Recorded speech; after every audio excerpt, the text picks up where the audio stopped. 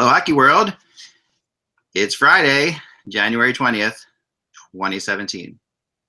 Happy Inauguration Day! I'm Michael Lagello. I was trying so hard not to think about that. I'm Matt Glenn. You're watching the HockeyBuzzcast on HockeyBuzz.com. It's the podcast that comes to you every Monday through Friday, even with this regime in power in America. We love you, Canada, by the way. I just want to throw that out there. I love America, but I also love Canada, and I love other countries in the world, too. So all the other countries don't think we love them at all. We do love you out here still. Some of us do, at least. So anyway. All my friends up in Toronto, I'm looking for apartments. Yeah, my wife said the first thing we do if we ever make any money, we're buying a house in Canada and getting the heck out of Dodge. So it got that text from her today. It's pretty funny. She's never said that before. I'm like, okay, there you have it. So let's get going. We don't want to talk about that at all. Let's continue on to other things. We had some rumors, and to start with, I'm first just to basically catch everybody up. I am working on the Boston stuff, and I'm working on this new Vancouver and Islanders thing that I just posted too. There's a lot of rumors going. Today's show is going to have to be cut short because of all kinds of interesting things that I've got to check in on and follow up on. So we're going to do a really quick hit today for this Friday, but we want to do a quick show just to prove to you we're okay down here in the States. And then we'll be moving on from there. So there you have it. So if the transmission is cut, you know that we're in trouble. Yeah. There you go.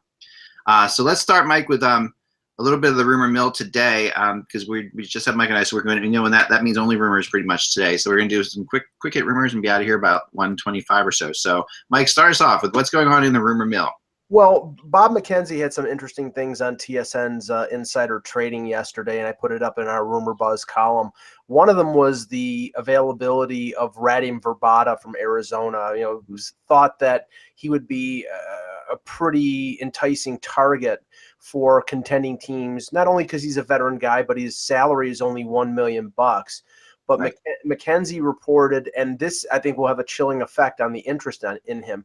He's got a bonus structure in his contract where he would earn a $250,000 bonus for each round that the team that he's playing for gets through the playoffs. So if, say, he gets traded to Chicago and they win the Stanley Cup or get to the Stanley Cup final, that's $1 million bonus that will hit their cap next year. And I think this is a sign, and I'm not trying to be overcritical here, but for a first-time general manager to include that kind of bonus structure in a guy who was a veteran guy who you added for a one-year deal who more than likely you were going to trade, I think that was pretty. Might be a no-trade clause, Mike. I mean, this is basically a no-trade clause. What's happening? I mean, Arizona is not going to go into the play. If they went around, it's so you're looking at this is essentially a no-trade clause. This is set up specifically by him to keep himself from getting traded. Well, it's a no trade clause unless it's to a team that's not right up against the cap. It prevents him going to a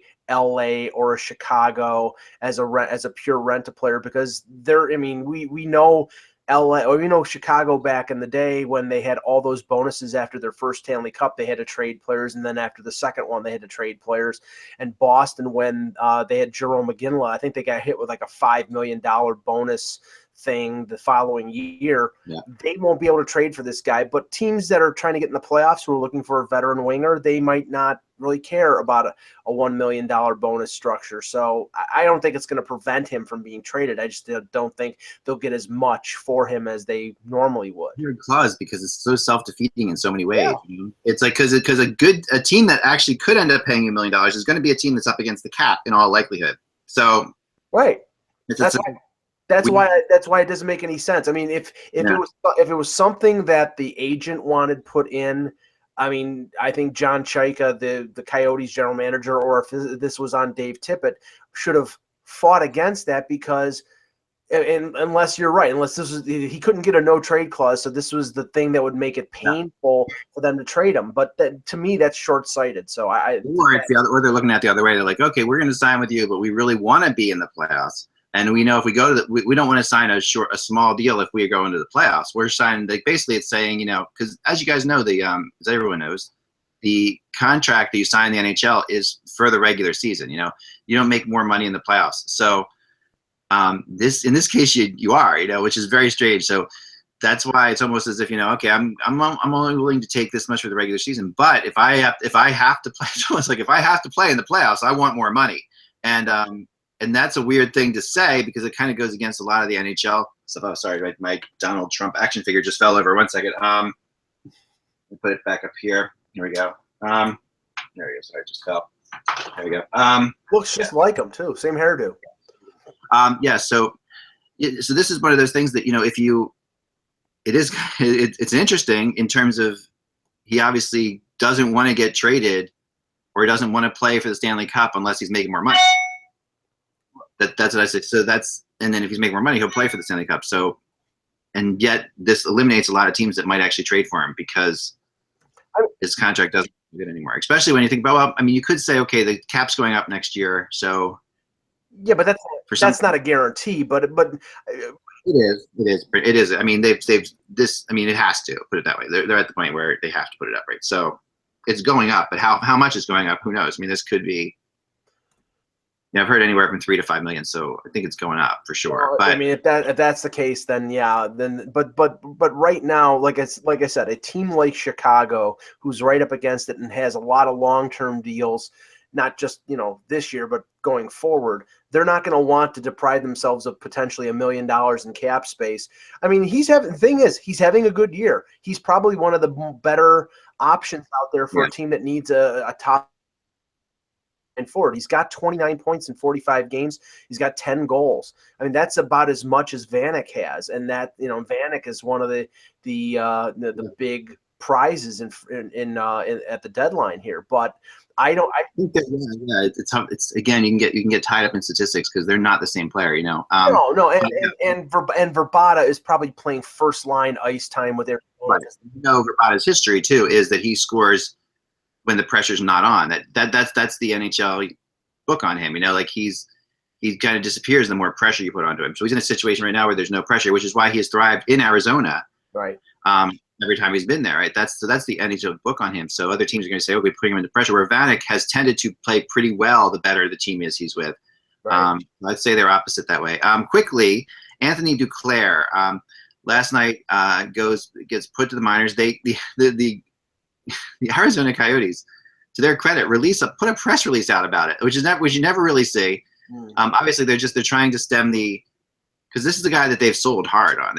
They've sold their fans on Anthony Duclair. That this guy is a future star, and he's part of why they've sold tickets, based on Anthony Duclair being there. So sending him to the minors is they had to do this. They put out a press release and made it clear that he's just having a rough season. Yeah, I mean, this strikes me as obviously a wake up call. He's not having a good year this year. I think he's hurt by the fact that Max Domi got hurt, and that was the guy who he played most of the year last year with. I mean, Domi I think has only played about 20 games this year, 26, and right now you look at Duclair, he's got 9 points. He's only got 3 goals in 41 games, and that's not what they expected out of this guy.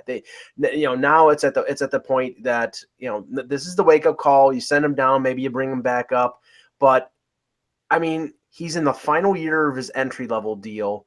This is a situation. I mean, he in the end he's to blame for not being able to repeat what he did last year, but this is costing him money because based on the year that he had last year, he could have gone. He could have demanded, a couple $1 million, $2.5 million on a bridge deal. Now, I mean, he's got no leverage whatsoever. And if the rumors are true that they're shopping him, if they've lost faith in him, this is an opportunity for a team that is under budgetary constraints to get a guy who's making less than $1 million and who's 21 years old. So yeah, I was told that they're definitely not shopping him, but they are getting calls on this one. And I think that sometimes a player there's more to it at times, and I don't think Tippett and Duclair are necessarily a good match.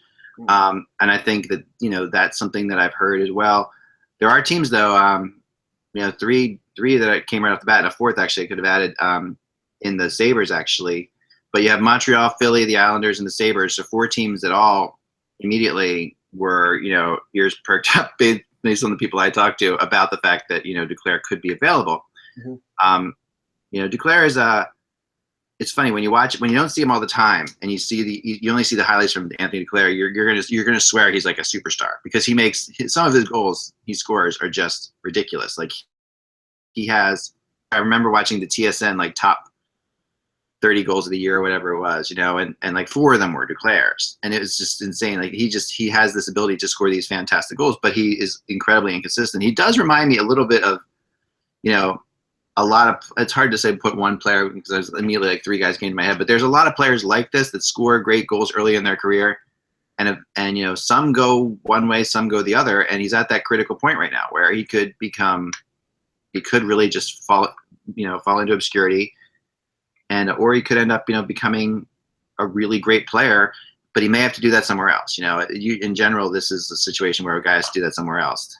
Yeah, and I mean, you mentioned Montreal. I mean, he's from Quebec. Yeah, he's a Quebec kid. And he's not a francophone, but he's got a francophone name.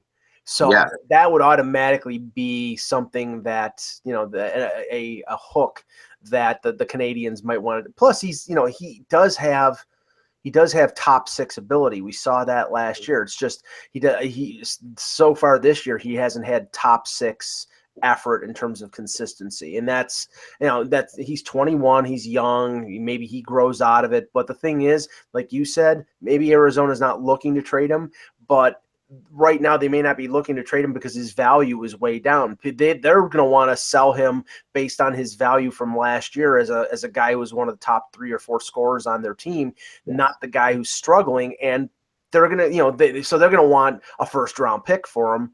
They're just not going to get that for him. Yeah, they're not. And then there's, some who can sit back and say, okay, he's been traded twice already. This would be the second time he was already been traded once. And usually guys in their entry-level contracts, I think that can be written off as, I mean, he was a young asset. I don't think his being traded from the Rangers was behavioral. I think it was because they needed to give up a good prospect to get Keith Yandel, and that was the price. This one would be, well, he may have problems, or he's not panning out. No, I would agree with that. I would. I definitely, just got another text that the Bruins, this Bruins thing is really interesting. It just continues to go further down the wormhole in a way that who knows what's happened. Now Claude Julien's name is possibly and bannered about. That's just craziness. Well, it's craziness, but I mean, you listen to some of the insiders on television, and they're saying, it's a 75% chance that Julien is not going to finish the year. I mean, basically, in prepping for the show, I saw David Pastrnak has not scored a goal since he had the bursa sac surgery on his elbow. Right. He hasn't scored a goal in 14 games, and he was their top scorer. He was operating at a ridiculous clip, and now his goal scoring is dried up. Tuukka Rask looked very human against Detroit earlier this week, and all the weight is on Bergeron, Marchand, Krejci, and a very old Zdeno Chara, and you can't depend on those guys and expect them to carry the load every game. 100% agree. What else we have in the rumor here? Well, I mean, this has been out there for a while, but Bob McKenzie reported that Bob Murray, the Anaheim GM, is getting lots of calls because of the depth of defense that they have. Now, I mean, their situation is they have 3 defensemen who they'll protect in the expansion draft, all signed through next year or longer. Kevin Bieksa, the veteran who's got a no-move clause. Nobody's saying this, but if I'm Anaheim, I'm buying him out or trying to trade him because they have to protect him with the no-move clause, and if he doesn't waive it, they'll probably have to buy him out.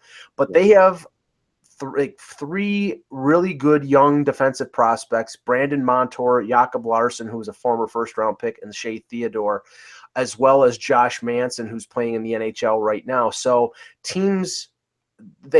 Anaheim is obviously looking for forward help because right now they're sort of top heavy with Getzlaf, Perry, and Kessler. They're looking for some secondary offense that might help them get through the playoffs.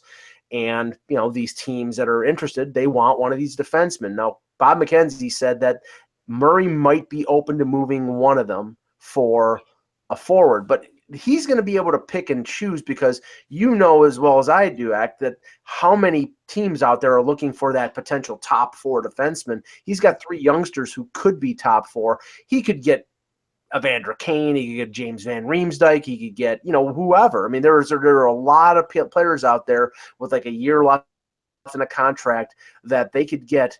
And I think it's going to be, Bob Murray's in a good position with them in first place and with them having a bevy of defensive prospects to pick who he wants and make a trade for him. Yeah. And I talked to somebody yesterday who had this debate. We debated about this, whether or not Van Riemsdyk would be able to be gotten for one of those guys. And all you have to say to yourself is Hall for Larson. I mean, the fact of the matter is defense are valuable, and that Larson had value to get Taylor Hall tells you that you can get a lot for. But the difference between that deal and this potential deal, say we'll say it's Toronto, is the fact that Larson was a known commodity. Larson played, as an 18-year-old, 19-year-old in the Stanley Cup final for the Devils, then had trouble for a year or two, then came up. He'd had 3 pro years, 3 years in the NHL when they finally traded him. Montour, Theodore, Larson, they've not really had any lengthy time in the NHL, but that's good in the sense with Toronto, because they're, there is the possibility of these guys being top 4 guys. And they haven't had the bad seasons that Adam Larson. I mean, that's the other thing too. Like, I mean, you talk about Larson as a known commodity. Part of the known commodity, part of him was that he was inconsistent. I mean, that was something that you knew, because I mean, when I saw Larson come in as a rookie, I'm thinking this guy's going to be a world beater. And if you had told me right then and there that someday he would be traded for Taylor, I'd be like, yeah, that makes sense. I can see that. But then the next couple of years, he was invisible, and really. And sometimes it's meaningless that a guy is taken like 4th or 5th overall, but that was also a selling point here. Larson was well thought of when he was drafted. He was I think a 5th pick overall. Obviously Hall was a 1st pick overall. Edmonton could sell that trade as, okay, we got a guy who's got experience in the league. He's a 5th overall pick. He's a good player. He's not a great player. With these guys, there's untapped potential. It's a risk. Whoever makes that trade, they better be sure that their pro scouting has, vetted these guys, and they think that they can be as good as they want them to be before they step off and trade a star forward who they don't plan on keeping for a prospect. The interesting thing is Cam Fowler sort of fallen out of it all, right? So that's like that was the big name before. Yeah. Oh, but he's having a great. He's having a great year.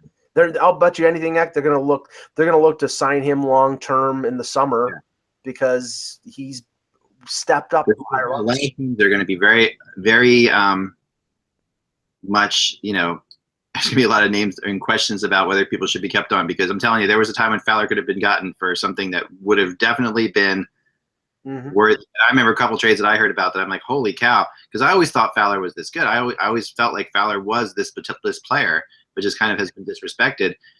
And there were moves out there that could have been had that really that there's no way you could get now. So honestly, it's Anaheim's own. I mean, it wasn't like Anaheim should get credit for keeping Cam Fowler and trusted.